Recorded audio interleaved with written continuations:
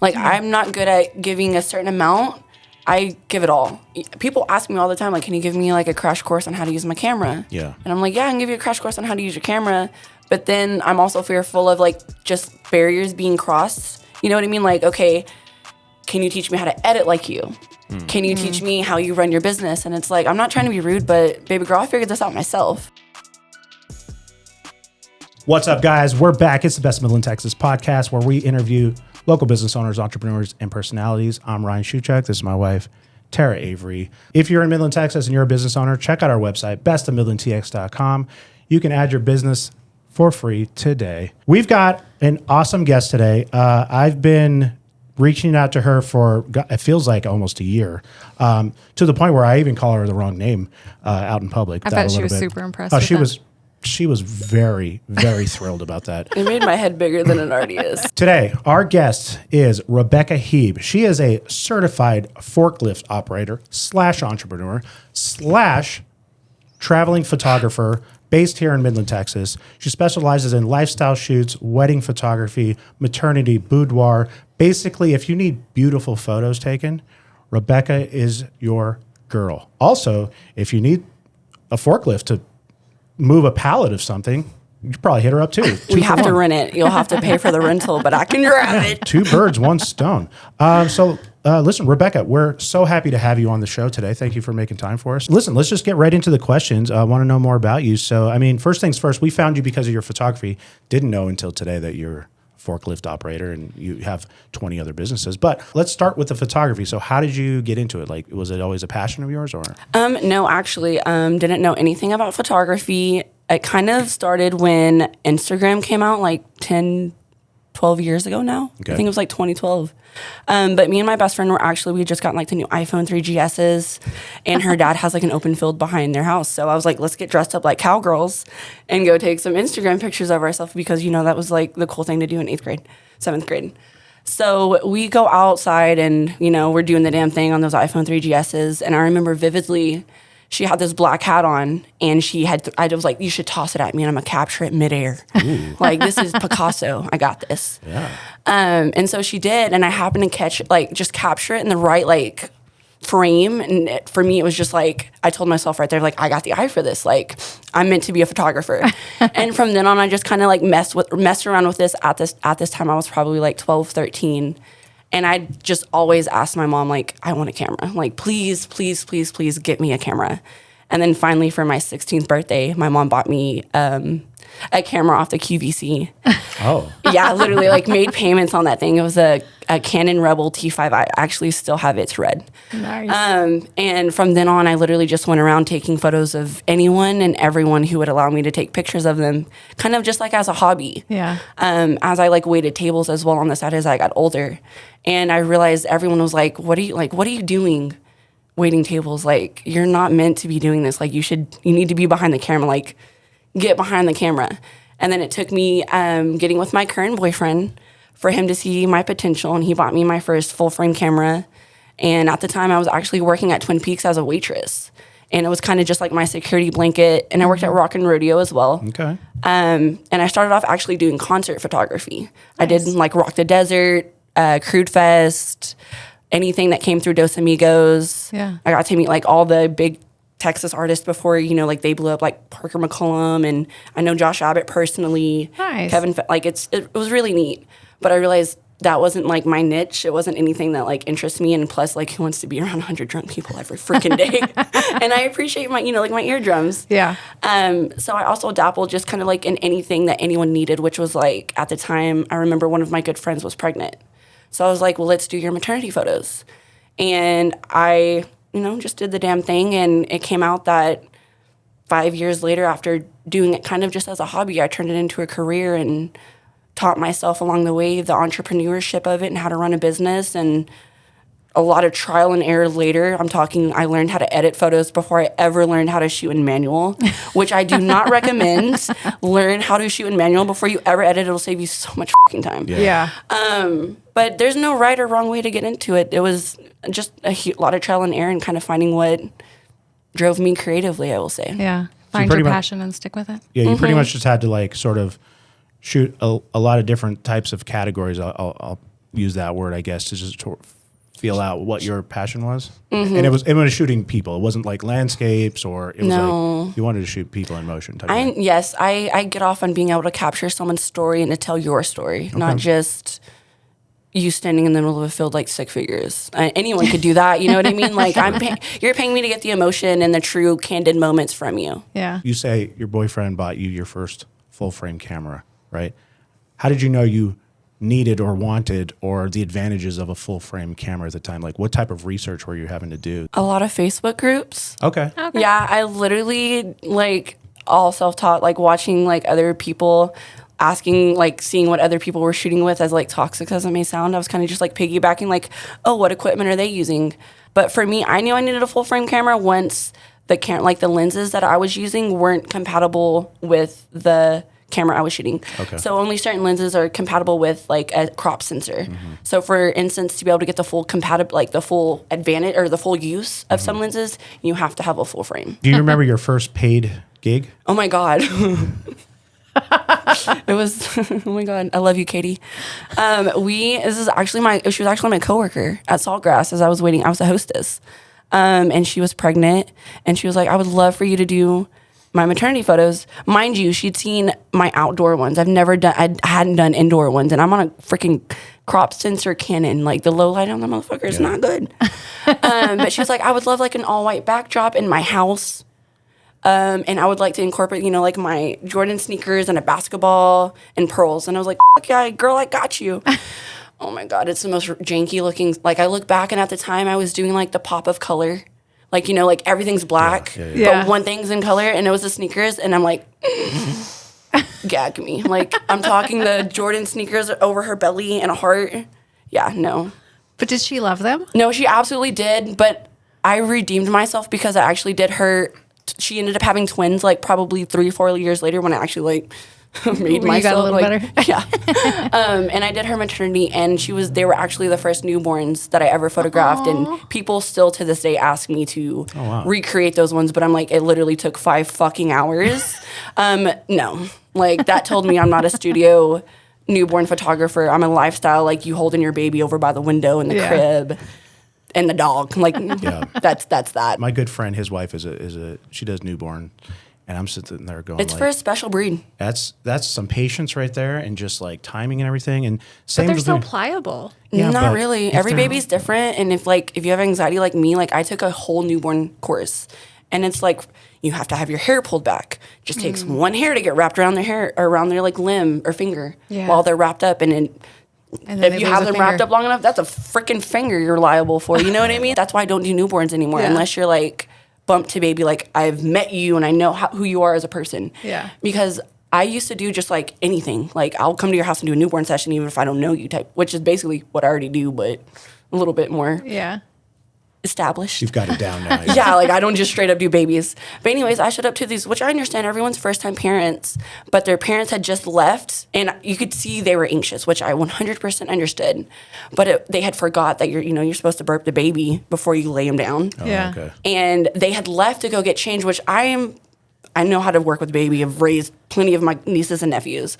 But for me, the fact that I didn't know these people and they left me in the room with their child, and had I not have been in that room, the child started spitting up and choking. Oh no. Like it was just one of those moments that I don't want to feel responsible for. Sure. And I don't like, it was in that moment that it taught me like no matter like the amount of money, like my peace of mind. Yeah.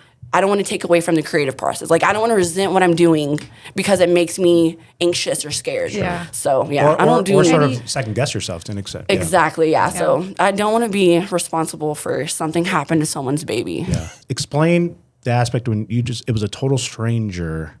Did you, I feel like there was this aspect of did you ever feel like you had to fake it till you make it a little bit? When I'm in a mood, yes. Okay. When I first started, I had a bunch of just it worked out for me because I had a friend who was a model actually, and I had got to go along with her and shoot under a professional photographers and kind of shadow them and see how they went about the process.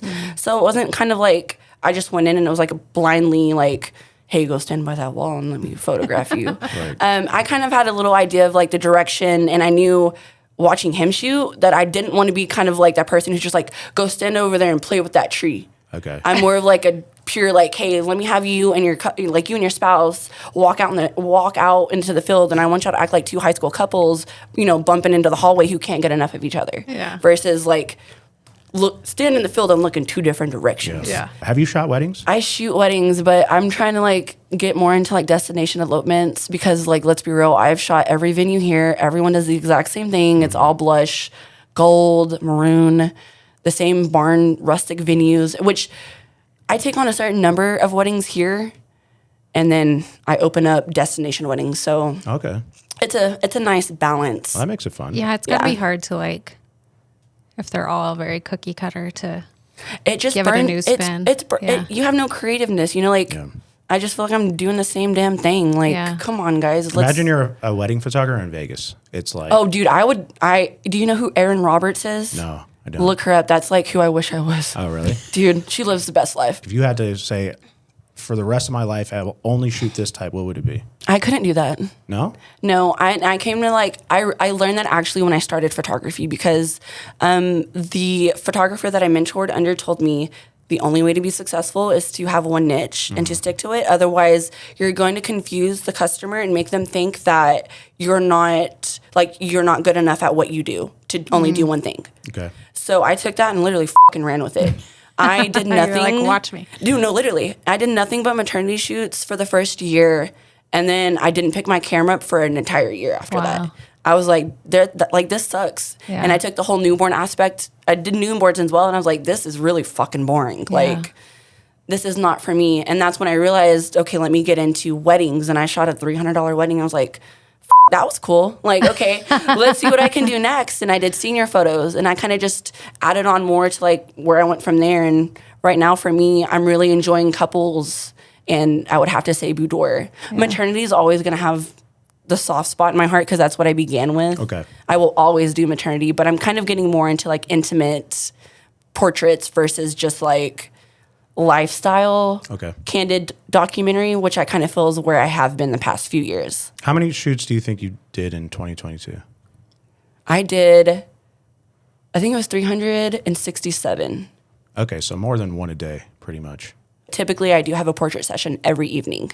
And then in Wow. the mornings, I offer either mini sessions, Tuesdays through Thursdays. And then I also offer like professional headshots, hour-long sessions in the morning. And that's typically when I'll do like my lifestyle newborn sessions, catch my breath, maybe take a shower. Yeah, like when do you sleep?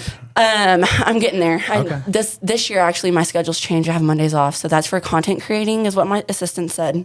Okay. I no longer have to like handle the responding because that's what he's for and posting. So we're getting there. That frees up a little bit. Trying to free up a little bit of time. Yeah. We got to make time for estate sales. So That's your thing? literally, I love estate sales. I've gone in the past 2 weeks and I've completely redecorated an entire set in my studio just with like vintage finds. Honestly, leaning towards getting a shop in the backyard and creating another Instagram. All right. Yeah, There's just so many opportunities. You know how many lines of income you have to become a millionaire? Sure. 7. When you have what, like? What do you I think have? I'm at 4. Okay. I'm getting started on the dress rental. What about- 3. Because just photography, hats, and the dress rentals. Okay, so you make you're hats. halfway there. You make custom hats? Mm-hmm. Talk I about should that have a worn little bit. one. So they're just like custom top hats, kind of similar to, I don't know if you've ever seen like Travis Austin. Yes. I had bought in my first one from him, and I kind of feel like, fuck, I got ripped off. So I was like, well, let me create my own hat. Okay. So I went out and bought some, hard brim hats and started collecting a bunch of things from like trips I went on. And the first one I did was actually from Palm Springs. And I collected just bandanas, patches, matches, just little knickknacks. Cool. And then over time, mine are more of like memory hats, like for special occasions rather than just like, hey, can you make me a hat with like a bullet on it and Okay. burn it? Just like, is it making me a trendy type of hat? Instead of like just a trendy hat, it has like memory behind it. So I've made some bridal hats. I've made some for like XO Bridal. I made one for Heather for her that reflects her business. And then every single one that I have just reflects trips I've been on because that's kind of what makes me feel happy and at home. I like that. But it's neat. It also keeps me from burnout. Yeah. This is a question that's very selfish, but like, if somebody already has a hat, Can I custom it? Yes. Okay. All right. Yeah. All right. All right. Well, we're going to talk. I've seen your hat. That's why I wanted to throw out there my new hats. All right. If somebody books with you, what type of experience can they expect? For the most part, I feel like I make my presence really well known on Instagram and like social media so when you do come into the experience ready to book, you already know what you're anticipating. You already know what you're getting. Is that where, I'm going to make an assumption, but is that where most of your business comes from, is just flowing through your social media? Yes. It started off word of mouth because I was, born and raised here. And it also helped that a lot of my clients I grew up with. Okay. But from there, it is a lot of, I would say mostly Instagram. Yeah. Okay. I get a few Googles, but the most bites from Instagram. What about TikTok? Are you TikToker? No, dude, I've gotten up there to like 10,000 followers and I just get kicked off. Twitter's banning me too.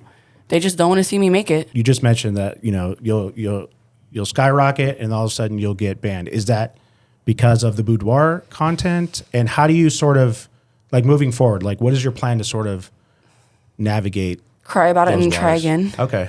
You just create another Start account? all over again. Luckily, There you you leave go. that in there because I'm knocking on wood. That is meant to be. Yep, I got you. My Instagram stays manifesting. It always does.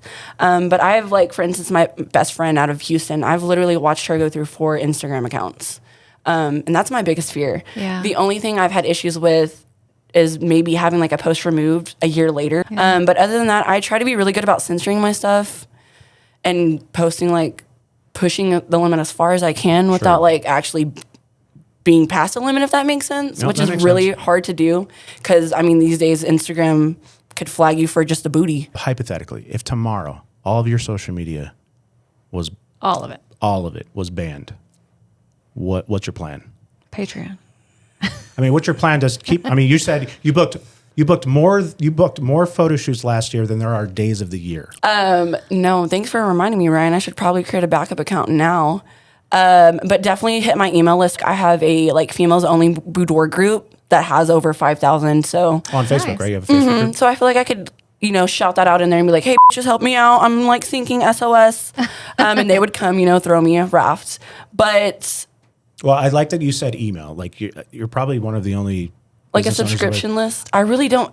I say it, I have it. I really don't utilize it as much as I should. Sure. But that's also because me personally, I feel like I'm going to open my emails and I'm like, okay, here's a bill due, or here's a million marketing at spams. Yeah. So I try to be a little bit more like new age. So I'll tag you purposely and do the everyone on Facebook and annoy you a little bit more rather than emailing. But definitely should. I'm working on getting like, the text messaging thing, but That's definitely probably the better move. I mean, yeah.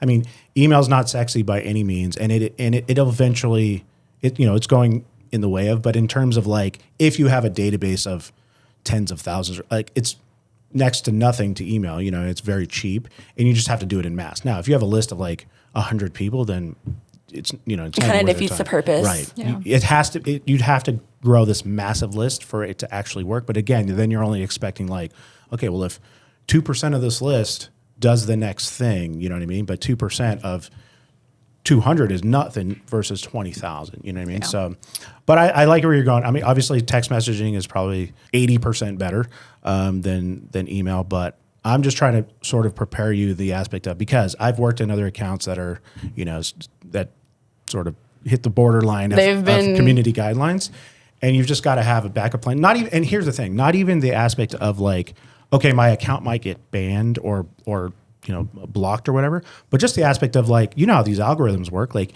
one day you could get to 10,000 followers in a couple days or 1 million views on a TikTok, and the next thing you're going like, why am I getting 50 views on this thing? Well, it's because of the algorithm and all the changes they make. Yeah. And everybody struggles to go like, what happened or what am I doing wrong versus this is the play. Eventually. But the play is always evolving. Yeah. Yes. Which is the struggle. It's like you have to stay up to beat with all the algorithm changes, and it's like, dude, I can barely post once a day. Yeah. Well, you're busy.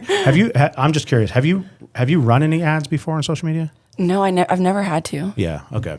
Yeah. You're definitely in an industry where you can get a lot of engagement. Just it's a very visual medium, obviously. But my benefit, I'm not saying it doesn't work for everyone, but I was born and raised here, so I already had a foot in the door. I feel like, and I work the service industry as well, so I know an abundance of people. So I'm not trying to say like, please don't take it as like, I just had it made. Right. I'm a very personal person, and there's not a stranger I've ever met. Like when I first started, I literally would walk up to people with cute families in Walmart and be like, hey, here's my card. Let me photograph y'all. Okay. So like, you're very outgoing. And again, like people know you've built your own personal brand here. And what I've come to realize, especially here in, Midland and West Texas, is your reputation, word of mouth and your reputation goes a long way. So that makes total sense. You haven't necessarily had to go like, I'm not promoting everything nationally yet. But that's a huge reason why I stay here. Like I would love to be in Austin, but I'm just like fearful of starting from the ground up again. I see. It's fun to be the big fish in a small pond. And I'm telling you, it feels great. I'm riding the wave right now. Tell us about the dress rental. Oh, yeah. Let's talk about your dress rental. Dress rentals. So that's just a huge collection of dresses I've curated, from big luxurious designers to just vintage finds that I've found over time. I have probably over 50 pieces from anywhere from extra small all the way to double XL. In every array of style, from like tulle dresses to the boho, lace, tablecloth, just anything your heart can imagine. Yeah. I freaking have it, as much as my closet space wish I didn't.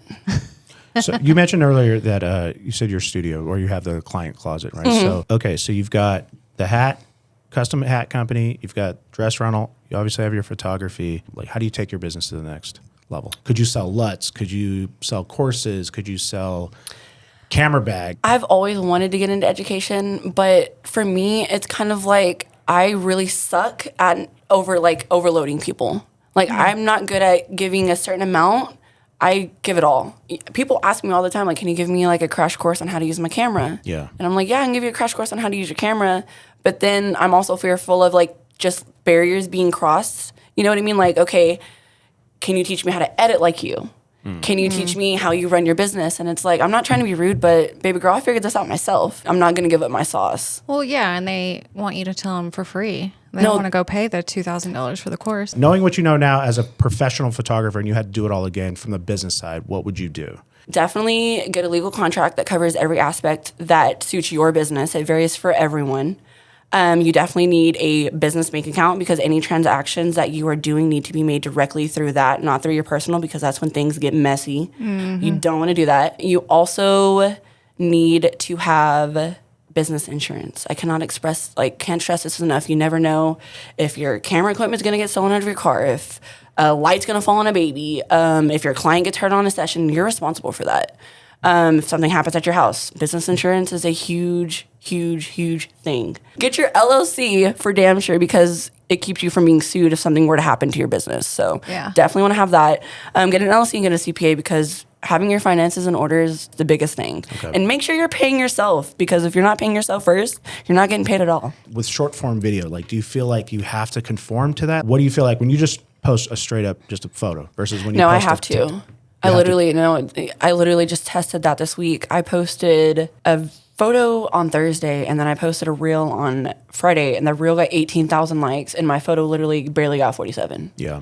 So it's a prime example that video is just either you get with it or you're not relevant on social media, it feels like these days. And it's a struggle as a photographer, because you can't do both at the same time. You're being forced into it. Yeah.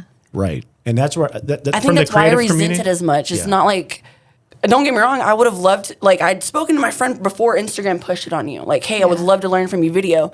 And then it's kind of like 2 days, 3 days later, Instagram is nothing but video. And you're like, what once was benefiting me is now benefiting you. This sucks. To that point, I mean, our digital marketing agency, as of the beginning of this year, like, we scaled back all of our SEO and website design, stuff like this. We're going like, no, we're a video company now. We're a video and social media. We're a media company. And, that's the aspect, because that's where it's going. When I talk to business owners that are not photographers, not creatives, right? I'm sitting there going like, if you're posting photos now on your social media, it's a waste of your time. It genuinely is. Now, it's hard to say that sitting across the table from a photographer, because that's your livelihood, right? And so that's where I kind of go that whole like evolution of like, not your email list or not this or that. It's going like, how do you stay relevant, and how do you innovate and evolve, and you just said like you're kind of resenting it, but you realize you got to do it. Yeah, as much as I resent it, it's the only way to stay relevant. It's sad to say. Well, listen, thank you so much for coming in today. If you're looking for a custom hat, if you're looking for a dress to rent, if you're looking for obviously photography, and if you need something moved with a forklift, get a hold of Rebecca. It's me, baby. We really appreciate it. See you on the next one. All right. Bye. Bye.